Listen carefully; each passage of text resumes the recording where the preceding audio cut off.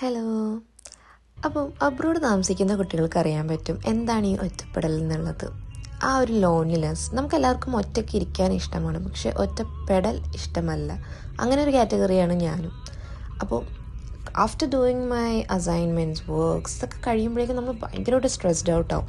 അങ്ങനെ സ്ട്രെസ്ഡ് ഔട്ടായി എനിക്ക് ആ ഒരു ലോൺലിനെസ് ഫീൽ ചെയ്യുമ്പോൾ ഞാൻ വണ്ടിയെടുത്ത് വൺ ഓഫ് മൈ ഫേവറേറ്റ് പേഴ്സൻ്റെ അടുത്തേക്കായിരിക്കും പോകുന്നത്. ഇവിടെ എനിക്ക് കുറേ പേരെ എനിക്ക് ഫേവറേറ്റ്സ് ആയിട്ടുണ്ട്, ബട്ട് എനിക്ക് എപ്പോഴും ആക്സസ് ചെയ്യാൻ പറ്റുന്ന ഒരാളുടെ അടുത്തേക്കാണ് ഞാൻ ആദ്യം ഓടിച്ചെല്ലുന്നത്. പോകുന്നതിന് മുന്നേ ഞാൻ വിളിച്ച് പറയട്ടെ ഞാൻ വരുന്നുണ്ട് കേട്ടോ എന്ന്. And this is Len Australian ആണ്. അപ്പോൾ ഇവരുടെ ഫുഡിൽ സ്പൈസ് അങ്ങനെ ഇൻക്ലൂഡ് ചെയ്യില്ല, പക്ഷെ എനിക്ക് വേണ്ടി സ്പൈസ് ഇൻക്ലൂഡ് ചെയ്യും. അപ്പോൾ ഈ സംഭാഷണം എന്ന് പറഞ്ഞു കഴിഞ്ഞാൽ, ഞാൻ ഉച്ചയ്ക്ക് ക്യാബേജ് തോരന വെച്ചെന്ന് പറഞ്ഞപ്പോൾ നമുക്കിന്ന് ഡിന്നറിന് ക്യാബേജാണ് മോളെ എന്ന് പറയുന്നതാണ് കാണുന്നത്. ആൻഡ് ഇതൊരു വൈറ്റ് സോസാണ്, പിന്നെ ഇതൊരു പുഴുങ്ങിയ fish and that is cabbage.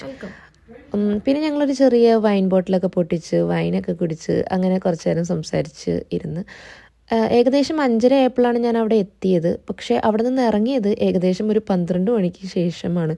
കാരണം രാത്രി ആയത് ഞങ്ങൾ രണ്ടുപേരും അറിഞ്ഞില്ല സംസാരത്തിൻ്റെ ഇടയിൽ.